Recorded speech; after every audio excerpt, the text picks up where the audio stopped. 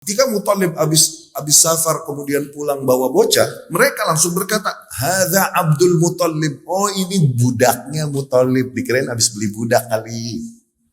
Makanya dikatain Abdul Muthalib itu begitu ceritanya. Assalamualaikum warahmatullahi wabarakatuh. Bismillahirrahmanirrahim. Wassalatu wassalamu ala Rasulillah wa ala alihi wa ashabihi wa man wala, amma ba'd. Kita melanjutkan pembahasan kita dari Ar-Rahiq Al-Makhtum, ya.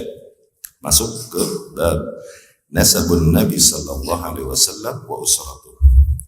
Nasab Nabi sallallahu alaihi wasallam dan usrahnya, yakni dan keluarga besarnya, ya. Nasabun Nabi sallallahu alaihi wasallam. Nasabun Nabiyyina Muhammad sallallahu alaihi wasallam yanqasim ila thalathah ajza. Apabila kita lihat nasab Nabi sallallahu alaihi wasallam itu dapat kita bagi menjadi 3 bagian, ya. Juz'un ittafaqa alaihi kafatu ahli siyar wal ansab. Satu bagian darinya adalah bagian yang disepakati oleh para peneliti sejarah dan para ulama, ya. Wa huwa al-juz' alladhi yabda' minhu sallallahu alaihi wasallam wa yantahi bi Ibrahim alaihi salam. Nah, bagian yang pertama tersebut adalah dari Rasulullah sallallahu alaihi wasallam ke atas sampai kepada Khalilullah Ibrahim alaihi salam. Sampai berakhir pada Adnan, Ya, itu sahih. Disepakati oleh para ahli sirah. Wa juz'un akhar katsir fihi al-ikhtilaf. Dan kemudian bagian yang lain yang terdapat banyak perselisihan pendapat padanya. Hatta jawaza haddal jam'i wal i'tilaf wa huwa al-juz'u alladhi yabda' ba'da Adnan wa yantahi ila Ibrahim alaihi salam. Banyak terdapat perselisihan padanya. Oke? Dan i'tilaf, yakni kusut, saling masuk satu sama lain. Itu bagian yang dimulai dari Adnan sampai kepada Ibrahim alaihi salam, ya. Faqad tawaqqafa fihi qaumun wa qalu. Sebagian kaum tawakuf di situ. Tawakuf enggak mau mengambil sikap artinya, ya. Dan mereka berkata, la yajuzu sarduh. Tak boleh kita meriwayatkan nasab tersebut karena banyak ikhtilaf. Bainama jawazahu akharuna wasaquh. Sementara para ahli ilmu yang lain masih membolehkan, ya, untuk menyebutkan sanad tersebut dari Adnan sampai Ibrahim alaihi salam, ya. Thumma ikhtalafa haula al-mujawwizun fi adad al-aba wa asma'ihim. Namun mereka yang membolehkan juga tersebut berselisih pendapat pada jumlah ayah-ayah dan pada nama-nama mereka masing-masing. Fashtadda ikhtilafuhum wa kathurat aqwaluhum hatta jawazat 30 qawlan. Ikhtilaf atau perselisihan yang terjadi di antara para ulama pada nasab antara Adnan sampai Ibrahim ini alaihi salam itu nambah meluas sampai ada sekitar 30 pendapat lebih. Illa anna al-jami' muttafiqun ala anna Adnan min sarih walad Ismail. Ya, kecuali al-jami' muttafiqun, yakni seluruh ahli sejarah ini bersepakat bahwasanya Adnan ini adalah jelas anaknya Ismail alaihi salam, ya. Amal juz'u tsalits. Adapun juz yang ketiga atau bagian yang ketiga dari nasab Nabi ini sallallahu alaihi wasallam. Jadi tadi bagian pertama adalah dari Nabi sallallahu alaihi wasallam sampai Adnan. Oke? Nah, kemudian bagian yang kedua terjadi itu disepakati bagian pertama oleh para ahli sirah, ya. Nah, bagian yang kedua ini adalah dari Adnan sampai kepada Ibrahim alaihi salam. Nah, disinilah terjadi perselisihan mulai di antara ulama, dan perselisihan mereka begitu luas di sini sampai 30 pendapat lebih, ya. Sehingga sebagian kaum mengatakan nggak boleh meriwayatkan riwayat antara Adnan dengan sampai Ibrahim alaihissalam karena terlalu banyak perselisihan di situ, ya. Sebagian tetap membolehkannya kalaupun mereka berselisih ujungnya pada jumlah ayah, yakni jumlah perantara antara Adnan dengan Ibrahim alaihissalam, dan juga berselisih pada nama masing-masing, ya. Tapi keseluruhan dari seluruh perselisihan tersebut, mereka nih semuanya sepakat pada satu hal, bahwasanya Adnan nih pada dasarnya memang anaknya Ismail alaihissalam. Maksudnya benar, Adnan adalah keturunan Ismail alaihissalam. Cuman antara Adnan dengan Ismail kayak ini, nah ini banyak terjadi perselisihan, ya. Itu bagian yang kedua dari nasab Nabi Shallallahu Alaihi Wasallam yang mulai banyak ikhtilaf. Nah, kemudian dari bagian yang ketiga itu dimulai dari Ibrahim alaihissalam, ya. Wa yantahi ila Adam, Ibrahim alaihissalam sampai kepada Adam alaihissalam. Wa jullul i'timad fihi ala naqli ahli alkitab, ya. Banyaknya bersandar para orang-orang yang menyebutkan nasab antara Ibrahim alaihissalam sampai kepada Adam alaihissalam, mereka bersandar infonya ini kepada info-info yang diriwayatkan oleh para ahlul kitab, ya, dari Yahudi dan Nasrani. Wa indahum fihi min ba'di tafasil al-a'mar wa ghairiha ma la nashukku fi butlani. Bahkan di riwayat-riwayat yang ada di ahlul kitab nih ada spesifik kabar yang lebih spesifik, bahkan umur per individunya itu disebutkan, okay? Dan kejadian-kejadian yang terjadi pada tiap individunya disebutkan juga. Nah, hal itu kita tidak meragukan lagi kebatilannya. Kalau kabar itunya dari ahlu kitab, ya, itu tidak kita ragukan lagi kebatilannya. Okay? Benar nggak umurnya sekian, umurnya sekian, nggak, kita nggak menerima hal tersebut, kabar tersebut dari ahlul kitab. Bainama natawaqqaf fi al-baqiyatil baqiyah. Ya, sementara kita memilih untuk tawakuf pada sisa nasab yang ada, yakni antara Ibrahim alaihissalam sampai kepada Adam alaihissalam, ya.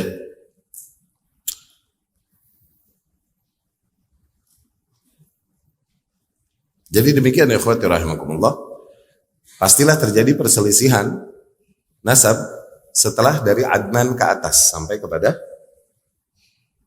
Ibrahim dan sampai kepada Adam alaihissalam. Sampai kepada Ibrahim aja udah mulai terjadi banyak perselisihan, apalah lagi dari Ibrahim alaihissalam sampai kepada Adam alaihissalam. Maka ini lebih luas lagi pasti perselisihan dan banyak, dan kita nggak punya riwayat dalam hal tersebut dari Nabi Shallallahu Alaihi Wasallam. Kalaupun ada kabar-kabar tentang itu, maka bersumber dari cerita-cerita ahlul kita yang kadang cerita mereka lebih di sana, mereka berlebihan di dalam kisah-kisah tersebut. Perselisihan di antara para ahli sirah pastilah lebih luas lagi di antara pas di bagian antara Ibrahim sampai kepada Adam alaihissalam, ya.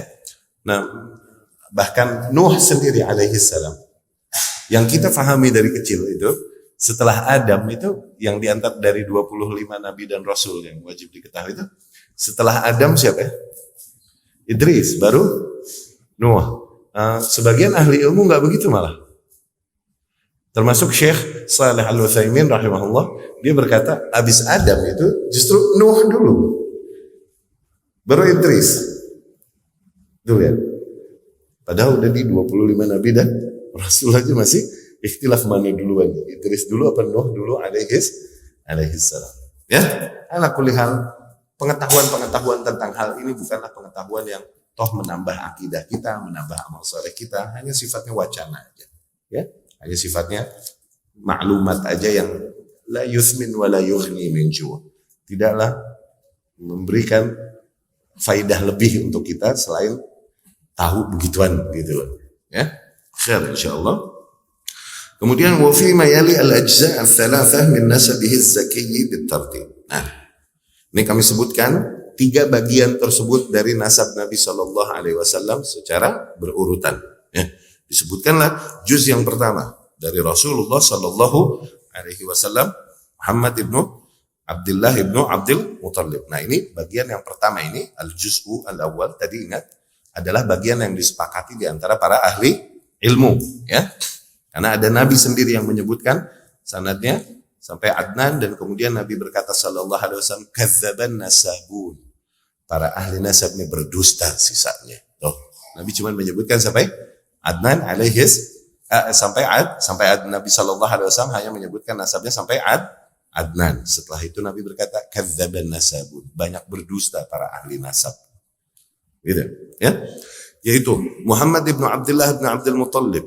Abdul Muttalib ini namanya Syaibah, ya. Ibnu Hashim. Hashim ini namanya Amr, ya. Ibn Abdi Manaf, anaknya Abdul Manaf. Abdul Manaf ini namanya Mughirah. Ibnu Qusay, Qusay ini namanya Zaid. Ibnu Kilab, Ibnu Murrah, Ibnu Ka'ab, Ibnu Lu'ay, Ibnu Ghalib, Ibnu Fihr. Fihr ini al-mulaqab bi Quraisy. Fihr inilah yang mendapatkan julukan Quraisy. Nah, jadi kabilah Quraisy ini dari Fihr. Ya. Wa ilaihi tantasibul qabilah, dan kepada Fihr inilah kabilah Quraisy bernisbah, gitu. Ya. Nah, Quraisy ini Ibnu Malik, Ibnu Nadhr. Nadhr ini namanya Qais, ya. Ibnu Kinanah, Ibnu Khuzaimah, Ibnu Mudrikah. Mudrikah ini namanya aslinya Amir. Ya. Ibnu Ilyas, Ibnu Mudar, Ibnu Nazzar, Ibnu Ma'ad, Ibnu Adnan. Nah, sampai situ. Ya. Ini ada di riwayat Ibnu Hisham rahimahullah, dan juga ada di Tarikh At-Tabari. Ya.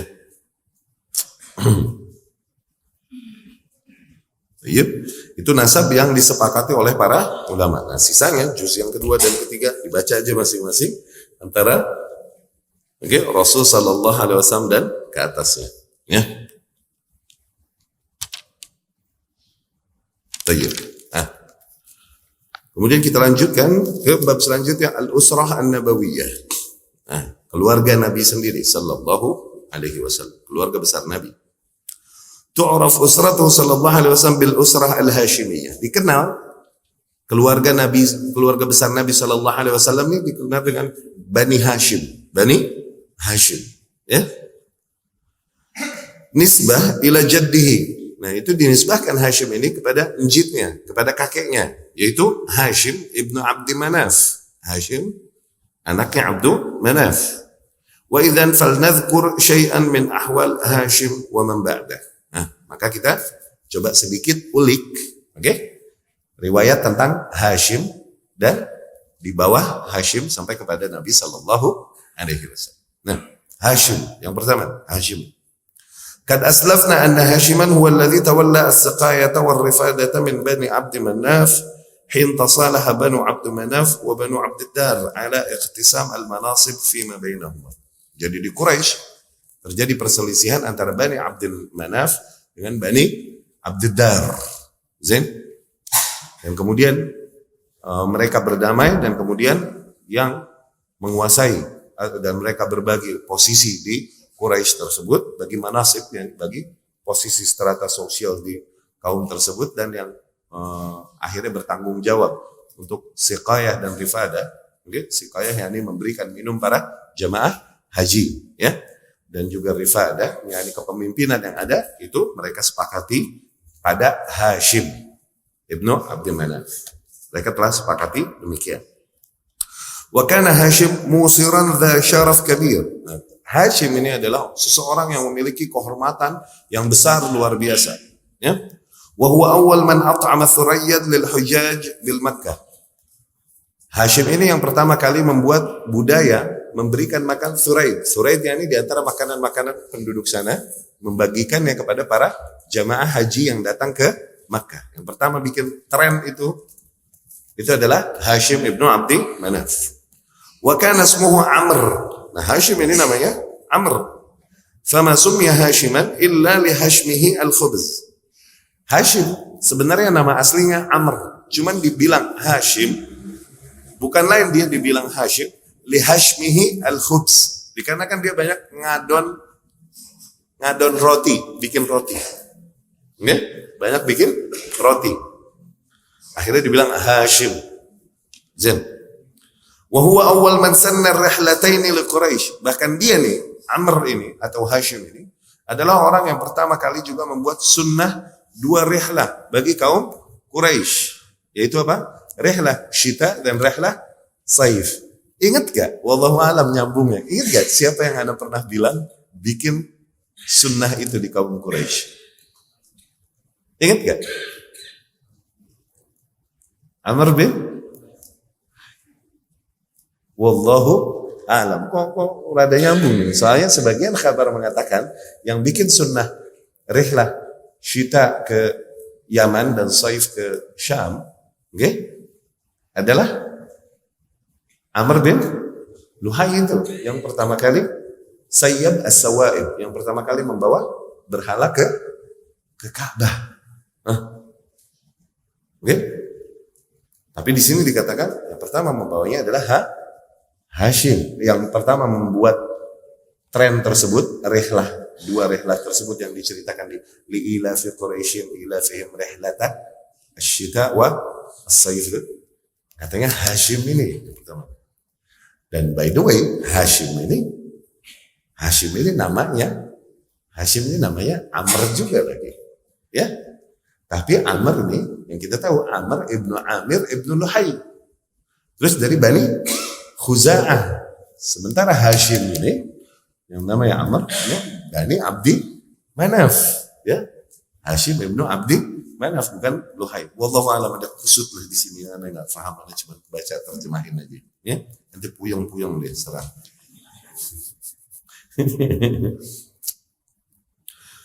Nah, tren tersebut diabadikan oleh seorang penyair yang menyebutkan hal itu di dalam syairnya. Tuh, Amrul ladzi hashama thuraida liqaumihi qaumun bi Makkah musnitina ijafu.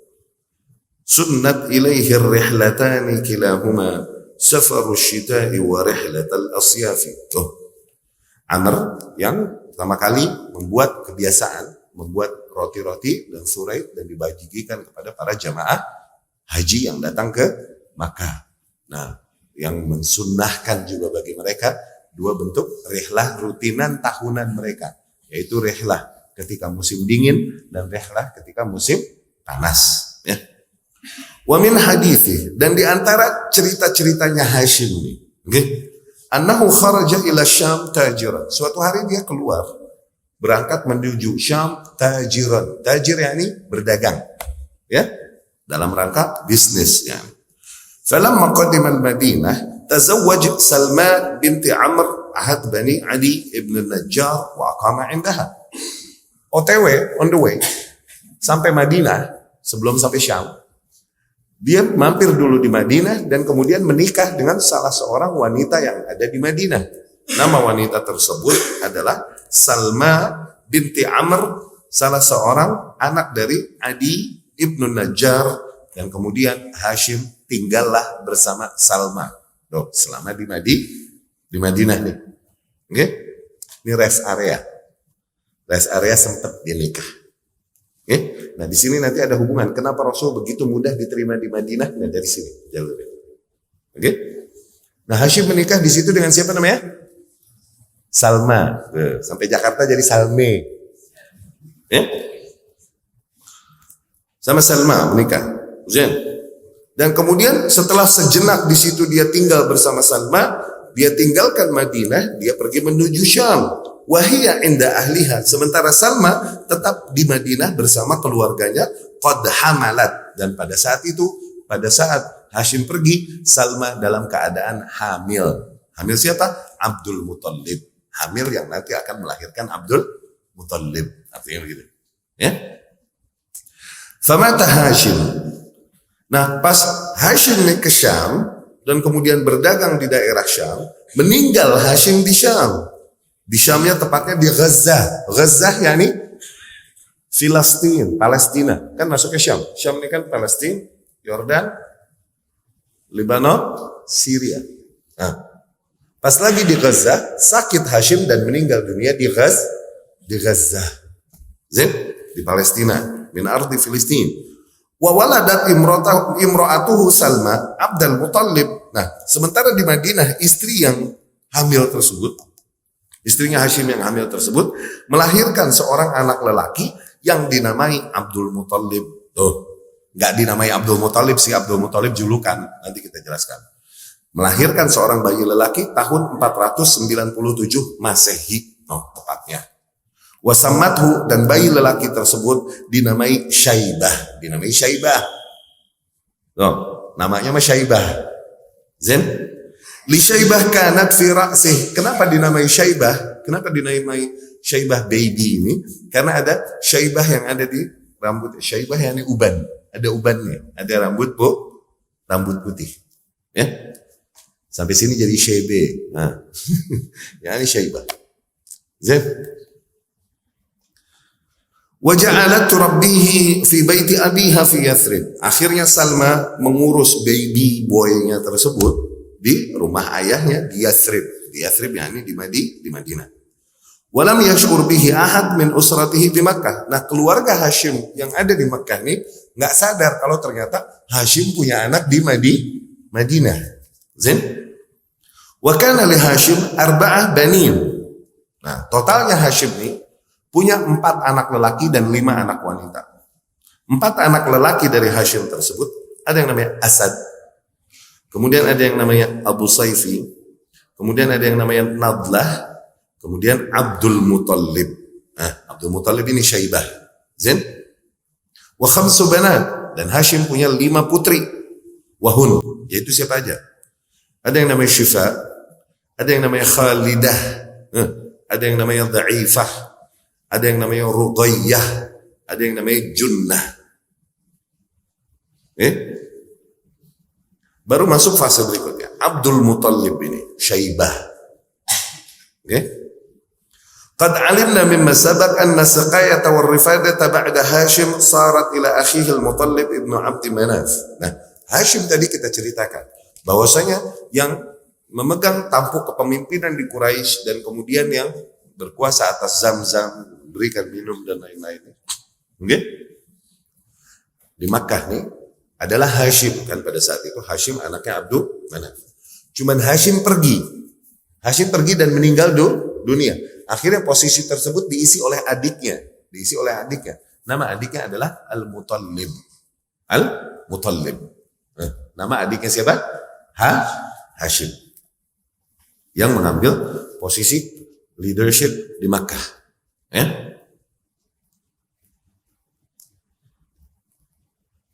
Wa kana syarifan muta'an dha fadlin fi qaumi. Kanat Quraisy tusammihi al-fayyad li sakhaih.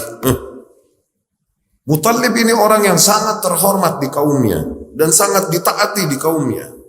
Dia memiliki keutamaan yang besar di kaumnya. Bahkan kaum Quraisy sering menamai Muttalib ini fayyad, yakni banjir deres. Oh, itu dia banjir deres. Karena dibilang begitu kenapa? Lisakhaih, karena saking dermawannya. Dikatakan banjir deres. Dijuluki demikian, fayyad. Yani faidan. Siapa ini? Al-Muttalib.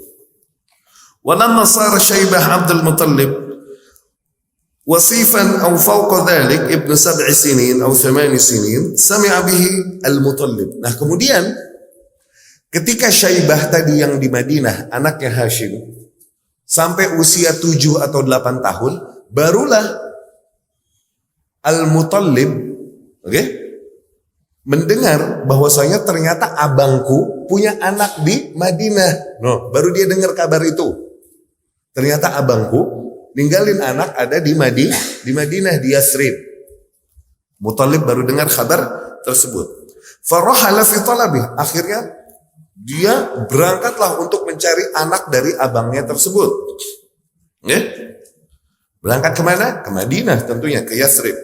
Falamma ra'a, dan ketika ia menemukan anaknya Hashim ada di Madinah dan udah usia 7-8 tahun, fadat ainah. Muttalib berlinangan kedua air matanya melihat anak dari kakaknya, anak yang hilang ini selama ini terpisahkan dari nasab keluarga bapaknya.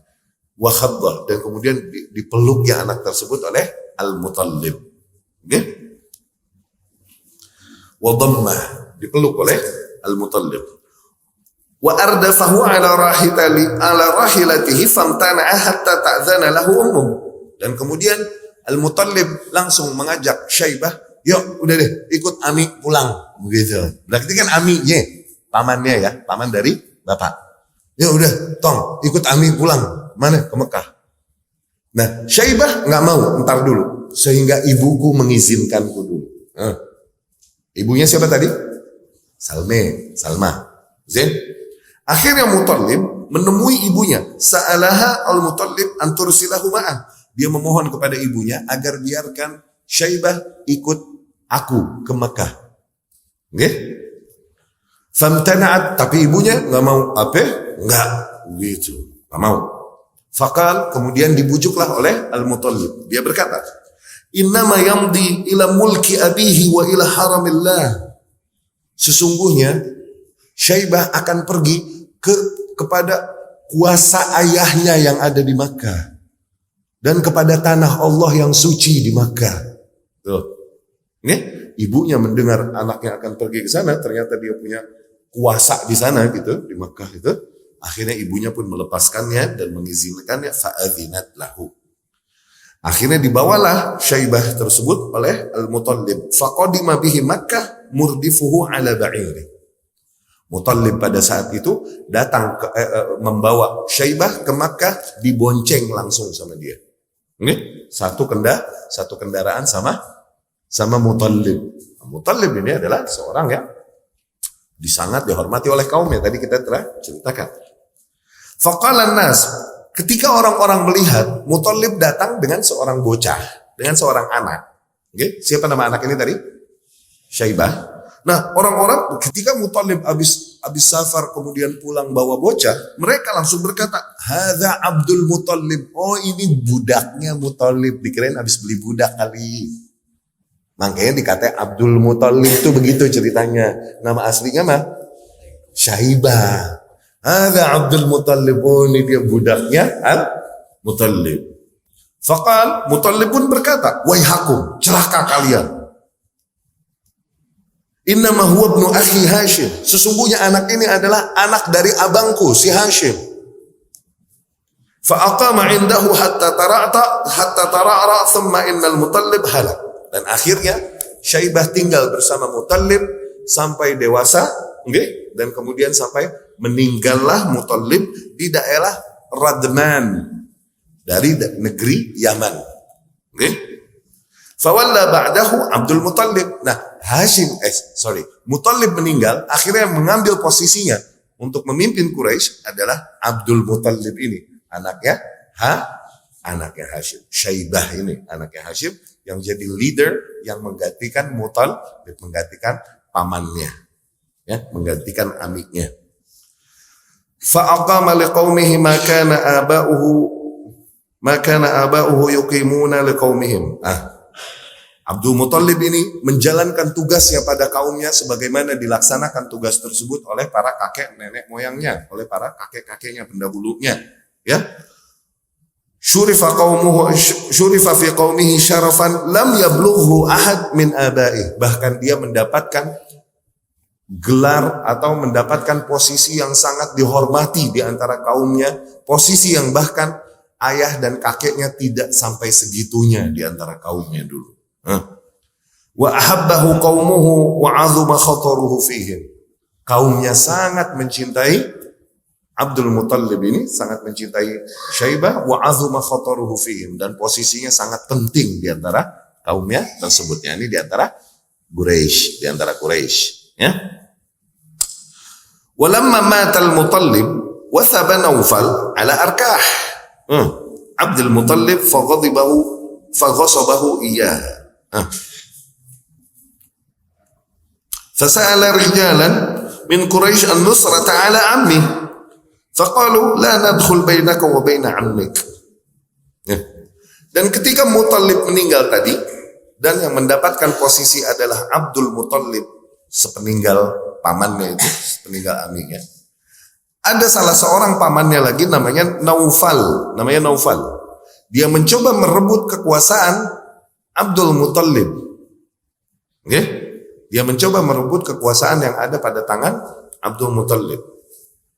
Fasa'ala rijalan min Quraisy. Akhirnya Abdul Muttalib memohon pertolongan kepada para lelaki dan tokoh-tokoh yang ada di kaum Quraisy pada saat itu. Okay? an-nusrata ala ammi, untuk mereka ia memohon pertolongan kepada orang-orang Quraisy untuk menghadapi pamannya ini yang mau mencoba merebut kuasanya, ya. Faqalu, tapi orang-orang Quraisy berkata, la nadkhulu bainaka wa baina ammik, kita nggak mau interfere, nggak mau intervensi, itu urusanmu dengan pamanmu sendiri. Ya? Fakataba ila akhwali min bani Najjar abyatan yastanjiduhum. Akhirnya Abdul Muthalib menuliskan surat dalam bentuk syair memohon pertolongan kepada siapa? Kepada akhwal, kepada paman-pamannya dari garis ibu yang ada di kota mana? Di Madinah. Okay? Dari Bani Najjar. Dia memohon pertolongan kepada para paman-pamannya nih yang dari keluarga ibunya di Madinah. Tolongin aku menghadapi nih adik dari ayahku yang mau mencoba merampas kuasa yang ada padaku. Begitu. Oke? Okay?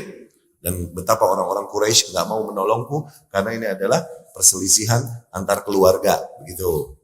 Tolongin aku. Dia minta tolong sama Bani Najjar. Fasara khaluhu Abu Sa'ad ibn Adi fi 80 rakban. Akhirnya khalnya, pamannya dari ibu ini, berangkat untuk menolong ponakannya ini, menolong Syaibah. Okay? Bersama pasukan sejumlah 80 orang. Mereka mengendarai kuda menuju Mekah untuk menolong ponakannya nih yang lagi dibully di Quraisy di Mekah. Begitu. Hatta nazala bil Abtah min Makkah, sehingga mereka sampai ke sebuah tempat namanya Abtah di daerah Makkah. Fatalaqahu Abdul Muthalib. Abdul Muthalib pun atau Syaibah ini menyambutnya. Faqal, dan dia berkata, al manzil ya khal, yuk ke rumah ya khal, wahai pamanku. Yuk ke rumah, yuk ke rumah ya hal, begitu kalau bahasa kita hal sekarang. Terus khal maksudnya, ya.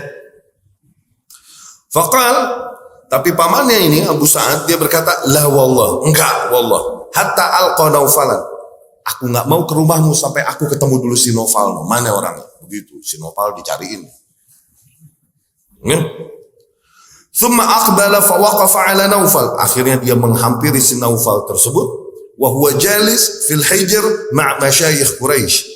Pada saat itu Naufal lagi jalis, yakni lagi majlas, lagi hangout, lagi kongko-kongko di hijr. Di hijr yakni hijr Ismail, samping Ka'bah. Bersama para tokoh-tokoh Quraisy di situ, gitu.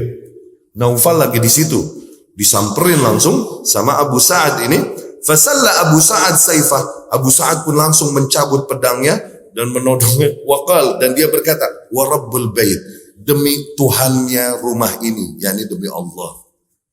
Ya?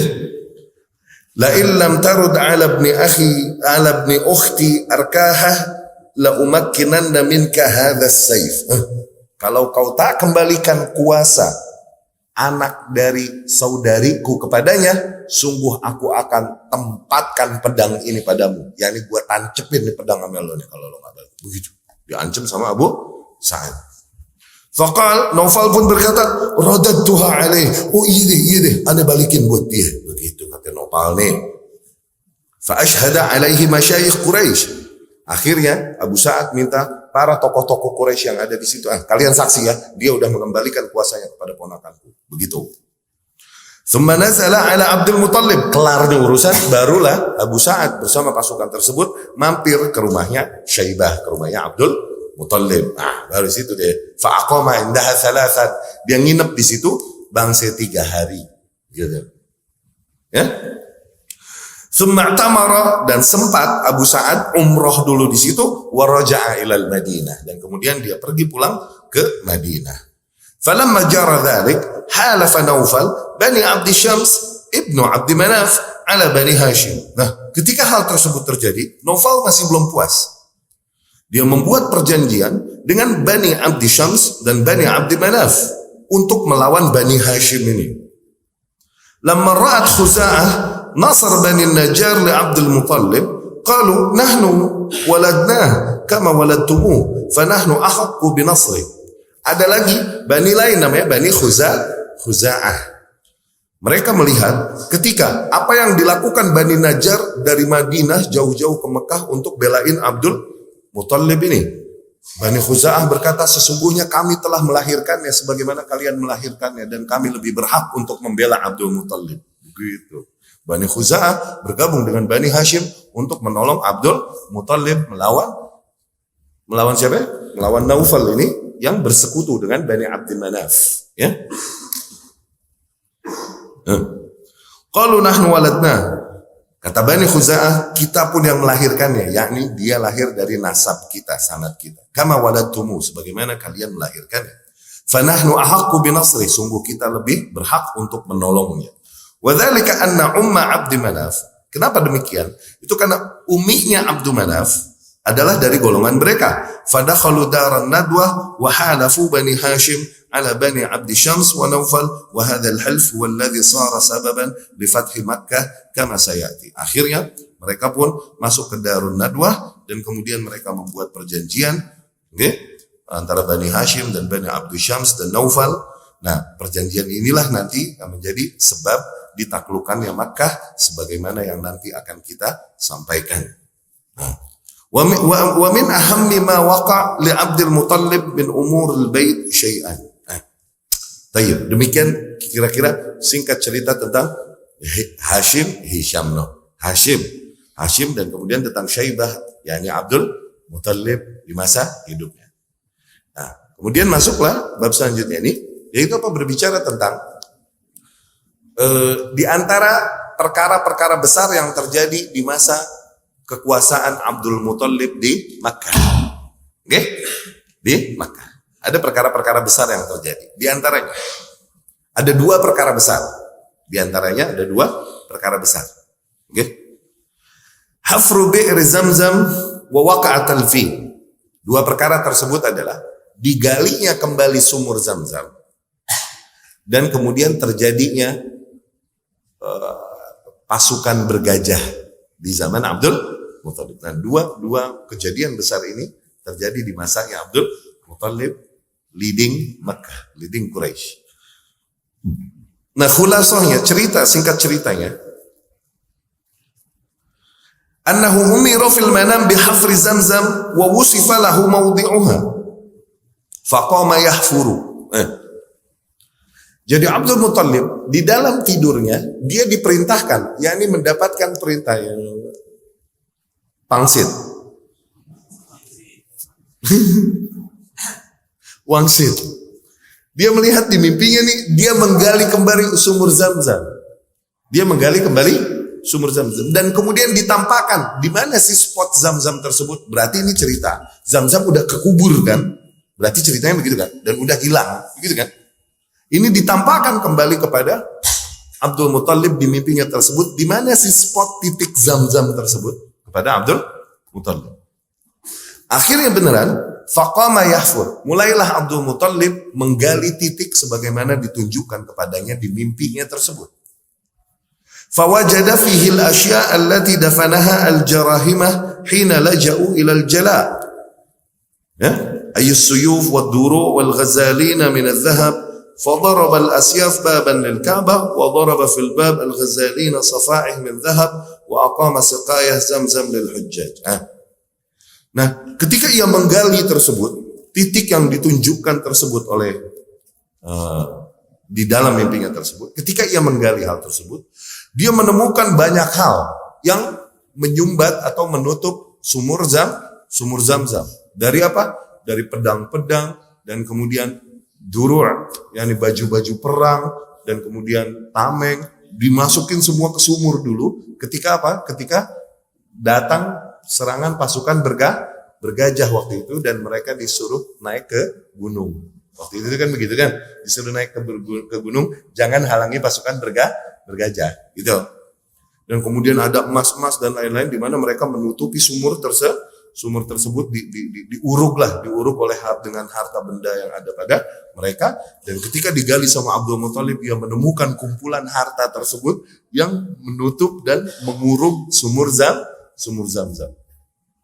Dan akhirnya ada kain-kain emas tersebut digunakan untuk menutupi Ka'bah oleh Abdul Muttalib.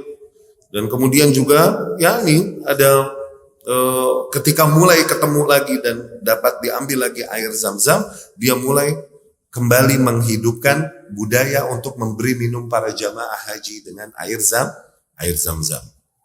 Walamma badat bi'ru Zamzam, naza'at Quraisyun Abdul Muttalib. Nah, ketika tampak lagi sumur Zamzam ini, kabilah Quraisy greget lagi. Mereka mau mencoba menjatuhkan Abdul Muttalib dari tampuk kekuasaannya. Wa qalu lahu, dan mereka berkata kepada Abdul Muttalib, asyrikna, bagi kita kuasa atas sumur Zamzam. Ini sumur Zamzam ditemukan kembali oleh Abdul Muttalib, maka kuasanya hanya ada pada Abdul Muttalib. Nggak boleh ada yang ambil kecuali dengan izin Abdul Muttalib. Begitu artinya. Nah, orang-orang Quraisy bilang asyrikna, bagi kita, supaya kita juga berkuasa atas sumur Zamzam. Ya? Tapi Abdul Muttalib berkata, ma ana bifa'il, sungguh gak bakalan gue bagi. Begitu. Gak mau dibagi. Sebagaimana dulu Hajar alaihissalam ketika mendapatkan sumur Zamzam, kemudian kabilah Jurhum datang dan izin untuk ngambil minum dari air Zamzam. Iya gak? Diizinin gak sama Hajar? Diizinin, tapi kuasa Zamzam hanya jadi milikku. Tuh, dipertahankan satu kuasa begini. Tujuannya apa? Supaya nggak jadi monopoli orang-orang yang berkuasa di antara mereka. Dibebaskan buat para jamaah haji. Itu maksudnya. Oke? Demikian Abdul Muttalib mempertahankan Zamzam. Jangan yang lain pengen punya kuasa atas Zamzam juga. Oke? Sehingga jadi monopoli yang berkuasa di antara mereka. Enggak. Abdul Muttalib mau ini menjadi hal yang bebas dikonsumsi oleh para jamaah haji. Oke? Asyrikna, bagi kita kuasa atas Zamzam. Ma'ana bifa'il. Ogah, katanya begitu. Sungguh aku tak mau, kata Abdul Muttalib. Hadza amrun khussistu bihi. Sungguh ini adalah perkara yang aku dikhususkan untuk, yakni Allah mengkhususkanku untuk hal ini, untuk sumur Zamzam ini. Falam yatruku hatta kharaju bihi lil muhakamah ila kahinatin Bani Sa'ad Hudzaim. Tapi kaum Quraisy terus memaksanya, enggak mau berhenti. Oke, sehingga mereka membawakan permasalahan tersebut, mengangkatnya ke kahinah, kepada seorang kahin, dukun. Oke, yang ada di Bani Sa'ad Hudzaim. Jadi fungsi-fungsi para dukun pada saat itu adalah juga selain yang mengkhabarkan kabar-kabar gaib, adalah tempat juga ketika kaum berseteru datang kepada mereka untuk menentukan perkara mereka. Itu diantara fungsi dukun dulu begitu. Akhirnya mereka menuntut dan bilang, apa lu mimpi, ngaku-ngaku mimpi doang, lu bohong lu, ini itu begitu. Nggak diterimalah oleh kelompok Quraisy ini, oleh kaum Quraisy, dan akhirnya ayo deh kita maju, ya ini diangkatlah qadhiyah ini ke mahkamah. Yang pada saat itu ke siapa? Berhukum mereka kepada siapa? Kepada seorang dukun wanita yang ada di Bani Sa'ad Hudzaim. Wa kanat bi asyrafis Syam. Dan dukun tersebut adanya di mana? Di ujung-ujung Syam lagi. Allah, jauh benar. Di ujung-ujung Syam. Falamma kanu fi tariq, tapi akhir deh. Ayo berangkat. Ketika mereka di dalam perjalanan menuju tempat tersebut, nafidal ma, air perbekalan semuanya udah habis. Saqallahu Abdul Muttalib mataran. Tapi anehnya justru Allah menghujani Abdul Muttalib. Abdul Muttalib diguyur hujan sama Allah Subhanahu wa ta'ala. Walam yanzil alaihim qatrah. Tapi kepada yang lain sama sekali nggak turun air setetes pun. Abdul Muttalib doang yang diguyur hujan. Hujan lokal. Gitu. Fa'arafu, akhirnya dari situ para kaum Quraisy faham, arafu takhsis Abdul Muttalib di Zamzam wa raja'u. Akhirnya mereka sadar, emang beneran dia dikhususkan untuk menguasai Zamzam nih. Udah deh kita pulang deh, nggak usah capek-capek, udah jelas nih, begitu. Akhirnya mereka pulang kembali ke Makkah. Wahina idzin nazara Abdul Muttalib la in atahu Allahu asyrah abna wa balaghu ayyamna'uhu liyanharanna ahadahum indal Ka'bah. Tuh. Dan pada saat itu bernazarlah Abdul Muttalib. Apabila Allah memberikan kepadanya 10 anak lelaki, 10 anak lelaki ini dapat menjaganya, maka dia akan korbankan salah satunya di Ka'bah. Tuh, serem gak? Demikianlah kejadian pertama dari dua kejadian besar, dari antara kejadian-kejadian kejadian yang terjadi pada hayat Abdul Muthalib, ya, yaitu hafru bi'r Zamzam wastilaih, penggalian kembali sumur Zamzam dan kekuasaannya yang ada pada Abdul Muthalib. Dan kemudian kisah yang kedua yang terjadi di antara kisah-kisah besar di masa Abdul Muthalib adalah serangan pasukan bergajah dari Habasyah, ya. Pasukan Habasyah, pasukan bergajah yang dibawa oleh Abrahah pada saat itu, yang merupakan gubernur dari Najasyi yang berpusat di Afrika. Mereka berkuasa atas Yaman. Mereka berangkat dengan pasukan yang sangat besar, membawa gajah-gajah sekitar 8 sampai 12 ekor gajah gitu untuk menyerang Ka'bah, ya. Kejadian ini kita tahu dalam kisah yang diabadikan oleh Allah Subhanahu wa taala dalam surah Al-Fil, ya. Gajah-gajah tersebut, tidaklah semua pasukan tersebut menggunakan gajah. Enggak, gajah yang ada cuman antara 6 sampai 12 atau 13 ekor aja. Cuman gajah pada saat itu memang hal yang wah di bangsa Arab. Sementara itu adalah hal yang banyak terdapat di Afrika dulu. Ya kan? Sementara Najasyi ini, Abrahah ini adalah para pasukan Afrika kan yang datang dan berkuasa di Yaman, menjadi gubernur Najasyi di Yaman. Gitu. Mereka mengutus, mereka bergerak karena marahnya mereka terhadap gerakan anak-anak Arab, anak-anak dari bangsa Arab yang merusak proyek pembangunan gereja besar yang mereka buat. Ya. Jadi Abraham melihat banyaknya para manusia berkunjung ke Ka'bah untuk haji. Nah, ia mau memalingkan hajinya manusia jangan lagi ke Ka'bah tapi ke Yaman. Dia buatlah gereja yang besar luar biasa yang bernama Al-Qullais di Yaman. Tujuannya untuk memalingkan para manusia dari berhaji ke Mekah agar mereka berhaji ke Yaman ini. Nah, proyek ini digoda oleh para anak-anak muda bangsa Arab, ya.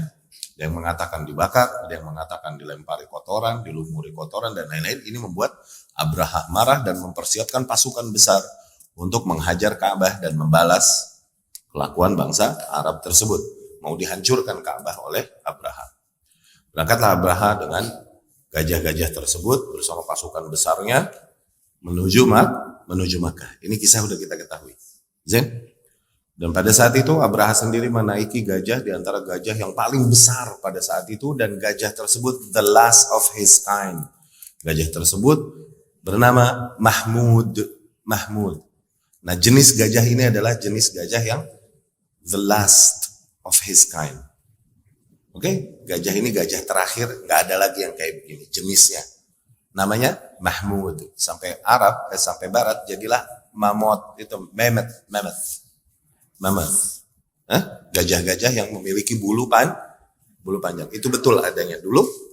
Dan the last of its kind, yang terakhir dari gajah tersebut adalah yang digunakan Abrahah untuk menyerang Ka'bah. Itu mammoth terakhir itu. Ya. Nah, kemudian Allah porak-porandakan mereka dengan dikirimkan ke atas mereka burung ababil yang membawa hijarah min sijil. Ini kita semua telah ketahui, baca di paragraf yang dimulai dari wa kanat hadhihi al-waqa'ah fi syahril Muharram. Kejadian besar tersebut terjadi di bulan Muharram. Qabla maulid Nabi sallallahu alaihi wasallam bi 50 yawman atau bi 55 yawman 'inda al-aktsar. Nah, kejadian tersebut terjadi sebelum kelahiran Nabi sallallahu alaihi wasallam sekitar 50 hari atau 55 hari menurut kebanyakan para ahli sejarah, ya. Yang kejadian Ashabul Fil itu terjadi 50 atau 55 hari sebelum terlahirnya Nabi sallallahu alaihi wasallam, wa huwa yutabiq awakhir Februari atau awail Maris. Bertepatan tanggal tersebut dengan akhir-akhir Februari atau awal-awal Maret tahun 571 Miladiyah Masehi. Ya. Wa kana taqdimah qaddamaha Allahu li nabiyhi wa baitihi. Tuh. Seolah-olah kejadian besar tersebut adalah bentuk muqaddimah, ya, yang Allah jadikan, ya, di Masjidil Haram, ya, di rumahnya sebelum kelahiran nabinya sallallahu alaihi wasallam. Seolah-olah dijadikan fenomena-fenomena alam sebagai bentuk muqaddimah akan lahirnya nabi akhir zaman, gitu. Ya. Lianna hina nanzur ila Baitul Maqdis. Kenapa demikian? Coba kita lihat fenomena ini. Kita pahami fenomena ini. Ketika kita lihat Baitul Maqdis. Baitul Maqdis di mana? Palestina, ya, Syam. Nara anna al-musyrikin min a'da'illah istawlaw ala hadhihi al-qiblah marratain bainama kana ahluha muslimin. Kama waqa' li Bukhtansar sanah 587 qabla al-milad wal Ruman sanah 70 miladiyah. Kita lihat fenomena ini, coba bandingkan dengan Ka'bah, antara Baitul Maqdis dengan Ka'bah. Baitul Maqdis, para ahlinya, para penduduknya, orang-orang yang para kaum muslimin, yakni para ahlul kitab, maksudnya begitu. Ya, karena agama-agama semuanya hakikatnya namanya Islam, agama ahlul kitab itu Islam. Am syahidtum idh hadara Yaqub al-mautu idh qala li banihi ma ta'buduna min ba'di qalu na'budu ilahaka wa ilaha abaika Ibrahim wa Ismail wa Ishaqa ilaha wahida wa nahnu lahu muslim. Tuh. Ya? Tidakkah kalian saksikan ketika kematian menghadiri Yakub, ketika ia berkata kepada anak-anaknya, apa yang kelak kalian akan sembah sepeninggalku? Mereka berkata, kami akan menyembah Tuhanmu dan Tuhan ayah-ayahmu Ibrahim, Ismail, Ishaq, Tuhan yang satu. Dan kami kepada Tuhan tersebut Muslim, berislam. Maka Islam adalah agama Ibrahim, Ismail, Ishaq. Agama dari zaman dulu namanya Islam. Hakikatnya demikian. Okay? Nah, Baitul Maqdis, para penduduknya ini Muslim, yakni beriman kepada Allah Subhanahu wa Ta'ala, kan? Pada saat itu ahlul kitab Baitul Maqdis nih di Palestina, iya kan? Tapi Allah Subhanahu wa Ta'ala biarkan para musuh-musuh Allah untuk menguasai Baitul Maqdis sampai 2 kali dijajah dan dibantai para kaum orang-orang yang beriman di sana oleh para orang-orang kafir. Ini terjadi di zaman Bukhtansar, yakni Nebukadnezar itu pernah kita ceritakan, di antara raja-raja kuno Babilonia, Nebukadnezar, yang pernah berkuasa di Syam, yang menguasai Syam dan membantai para orang-orang yang beriman di sana dan menguasai Masjidil Aqsa. Dan juga terjadi serangan dari kaum Romawi. Romawi dulu adalah kaum paganis, penyembah berhala. Romawi ini penyembah dewa-dewa dan berhala, belum beriman kepada Allah, tapi mereka berhasil menguasai Baitul Maqdis dan membantai orang-orang yang beriman di sana. Dulu nih Romawi begitu, belum semuanya menjadi Masihi, belum menjadi mengikuti agamanya Isa alaihissalam. Ya, tuh lihat, Baitul Maqdis dikuasai oleh para kafir, padahal penduduknya orang-orang yang berislam. Tapi Baitul Maqdis dapat dikuasai oleh musuh-musuh Allah sampai 2 kali. Lakin lam yatim istila Nasara al-Habasyah al-Ka'bah. Tapi coba dibandingkan dengan Ka'bah. Kaum Nasara, yakni kaum muslimin Nasara, yakni orang-orang yang beriman dari golongan Nasrani, mencoba menguasai Ka'bah. Nah, mereka beriman. Dan penduduk Ka'bah orang-orang musyrik. Iya kan? Dulu Baitul Maqdis, penduduknya orang-orang yang beriman, diserang sama kafir dan dikuasai sama kafir. Padahal mereka beriman. Sebaliknya Ka'bah penduduknya musyrik, para penyembah berhala, diserang sama yang beriman, sama Nasrani. Tuh, tapi nggak dikasih sama Allah. Dia tetap dijaga Ka'bahnya. Dia coba bandingkan 2 fenomena itu, kata Syekh Safir Rahman Al-Mubarakfuri rahimahullah. Ya, lam yatim istilah Nasara al-Habasyah ila Ka'bah. Ya, kaum Nasrani yang datang dari Habasyah, mereka nggak mampu untuk menguasai Ka'bah. Wahumul muslimun, padahal mereka muslim, yakni padahal mereka beriman. Izzat pada saat itu wah ahlul Ka'bah, dan para penduduk Ka'bah kanu musyrikin, padahal pada saat itu adalah orang-orang yang musyrik. Wa qad waqa'at hadhihi al-waq'ah fi adh-dhuruf allati yablughu naba'uha ila mu'dham al-ma'murah al-mutahaddirah izzat. Nah, berita besar ini, pasukan ababil, hancurnya pasukan Habasyah oleh burung-burung ababil ini, berita ini menjadi berita yang sangat heboh luar biasa sampai ke penjuru-penjuru dunia, ya, sampai ke semua negeri yang punya peradaban, yang berperadaban dan juga punya pasukan. Mereka semua mendengar kisah tersebut, ya, kisah memalukan dari pasukan Habasyah tersebut yang hancur oleh burung-burung ababil. Nah, ini juga membuat pasukan-pasukan lain mikir-mikir mau nyerang Mekah. Kejadiannya gitu. Ya, mau Romawi, mau Persia, mikir-mikir kalau mesti menyerang Mekah dan menghancurkan Ka'bah. Buktinya gitu. Kenapa? Berita ini booming luar biasa. Fal Habasyah kanat laha silah qawiyah bir-Ruman. Dan pada saat itu Habasyah ini punya kekuatan hubungan dengan Romawi karena sama-sama Masihi, sama-sama Nasrani, ya kan? Wal Furs la yazaluna lahum bil mirsad. Dan kaum Persia senantiasa terus ngincer kaum Romawi, terus mencari celah-celah untuk menyerang Romawi karena dua kerajaan ini bersaing dari zaman ke zaman antara Persia dan Romawi. Yataraqqabuna ma nazala bir-Ruman wa hulafaihim. Mereka terus mengincar apapun yang terjadi untuk terus cari celah-celah dan mencari berita apapun yang terjadi kepada para pasukan Romawi atau orang-orang yang bersekutu dengan Romawi. Gitu. Walidzalika sur'ana ma ja'atil Furs ila al-Yaman ba'da hadhihi al-waq'ah. Maka dari situ, setelah mereka mendengar kabar tersebut bahwa pasukan Habasyah, yang datang dari Yaman yang dipimpin oleh Najasyi ini berantakan dan porak-poranda, nah mereka berarti mengira bahwa Yaman berarti lemah nih. Karena pasukannya habis, dihajar siapa? Dihajar burung. Pasukannya habis kan? Berarti kan? Oh, ini peluang nih.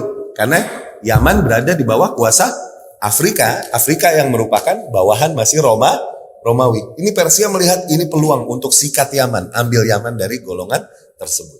Akhirnya mulailah mereka bergerak menjajah Yaman, mengambil kuasa Yaman dari para pasukan Habasyah. Nah, ya, sur'ana ma ja'atil Furs, dari situ nggak lama datanglah para pasukan Persia menuju Yaman setelah kejadian Hadithatul Fil itu, setelah kejadian Al-Fil tersebut. Wa hatanid daulatan kanat tumatsilan al-alam al-mutahaddir fi dzalikal waqt. Dan dua negara tersebut, yakni Persia dan Romawi, itu kayak yang menjadi representatif semua negara-negara yang punya peradaban yang maju pada masa tersebut. Fahadhihi al-waq'ah lafatat anzar al-alam wa dallathu ala syaraf baitillah. Dan kejadian Hadithatul Fil tersebut, pasukan bergajah tersebut, ini benar-benar menjadi pusat perhatian alam semesta, dan menunjukkan itu sebagai bukti kuat betapa mulianya Baitullah, yakni Al-Ka'bah, wa annahu huwallazi istafahu Allahu lit-taqdis, dan bahwasanya ini menjadi bukti yang besar bahwasanya Allah sendirilah yang memilih rumah tersebut untuk disucikan. Fa'adzina law qama ahadun min ahlihi bida'wa an-nubuwah kana dhalika huwa 'ain ma taqtadihi hadhihi al-waq'ah. Fa idzan law qama ahadun min ahlihi bida'wa an-nubuwah kana dhalika huwa 'ainu ma taqtadihi hadhihi al-waq'ah. Maka dari situ apabila ada di kemudian hari ada yang mengaku dari anak negeri tersebut, yakni dari anak Mekah tersebut, dan dia mengaku seorang nabi, maka ini menjadi juga perhatian bagi negeri-negeri yang lain yang dimana mereka telah memberikan perhatiannya kepada Makkah Al-Mukarramah setelah serangan pasukan bergajah. Gak lama di situ ada yang lahir dan mengaku nabi, akhirnya mereka pun dengan mudah akan mendengar kabarnya. Ya. Wa kana tafsiran lil hikmah al-khafiyyah allati kanat fi nusratillah lil musyrikin. Dan kelahiran nabi di situ juga adalah bagaikan tafsir dari hikmah yang tersembunyi, ya. Mengapa Allah menolong orang-orang musyrikin untuk melawan orang-orang yang beriman? Jadi kaum Nasrani bersama Abraha ini kan beriman, ya kan? Sementara penduduk Ka'bah kaum musyrikin. Kok bisa Allah menolong orang-orang musyrikin justru mengalahkan orang-orang yang beriman pada saat itu? Ya kan? Nah, tafsirannya itu karena ternyata di negeri tersebut nggak lama dilahirkan memang seorang utusan Allah Subhanahu wa taala yang terakhir, yaitu Muhammad sallallahu alaihi wasallam. Itu menjadi tafsiran dari hikmah yang tersembunyi. Mengapa Allah Subhanahu wa taala menolong kaum musyrikin melawan orang-orang yang beriman dengan cara yang benar-benar di luar kebiasaan alam semesta, yakni dengan cara yang sifatnya mukjizat atau karomah, demikian. Ya. Wa kana li Abdul Muttalib 10 banin. Abdul Muttalib ini punya 10 anak lelaki, wahum. Nah, 10 anak ini. Namanya Al-Harith, Az-Zubair, Abu Talib, Abdullah, Hamzah, Abu Lahab, Al-Aidaq, Al-Ghaidaq, Al-Muqawwam, kemudian Dirar, kemudian Al-Abbas. Wakila kanu 11, bahkan dikatakan Abdul Muthalib punya 11 anak lelaki. Fazadu waladan, mereka menambahkan seorang anak namanya Gutham. Wakil, tapi dikatakan katanya 13 anak lelaki. Mereka menambahkan Abdul Ka'bah sama Hajlan. Wakil, tapi dikatakan juga bahwasanya Abdul Ka'bah dengan Muqawwam itu satu orang. Hajlan dengan Ghaidaq itu satu orang. Walam yakun min auladihi rajulun ismuhu Gutham, dan tak ada seorang pun dari anak-anak Abdul Muthalib yang bernama Gutham katanya. Wa ammal banat, tuh ikhtilaf aja tuh, iya kan? Adapun putri-putri Abdul Muthalib fasittun, maka ada 6 wahun. Nah, mereka adalah Ummul Hakim, hiya al-Bayda, yang dijuluki al-Bayda. Kemudian Barrah, kemudian Atikah, dan kemudian Safiyah, dan kemudian Arwa, dan kemudian Umaymah. Ya. Tayyib, kita cukupkan sampai sekian. Pertemuan yang akan datang kita masuk ke Abdullah, bapaknya Rasulullah sallallahu alaihi wasallam.